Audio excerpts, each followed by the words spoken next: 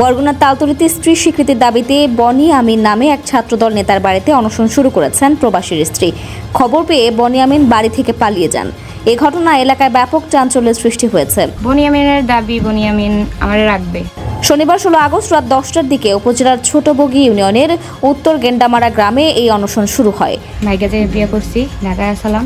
বনি আমিন আইয়ুব আলীর ছেলে ও ছোটবগি ইউনিয়ন ছাত্রদলের সহ সাংগঠনিক সম্পাদক। অনশনে বসা নারী জানান, 6 বছর আগে বনি আমিনের সঙ্গে প্রেমের সম্পর্ক গড়ে ওঠে। পরে অন্যত্র বিয়ে করলেও সম্পর্ক চালিয়ে যান তিনি। চলতি বছরের 14 জুন ঢাকায় কাজী অফিসে বিয়ে করে সংসার শুরু করেন তারা।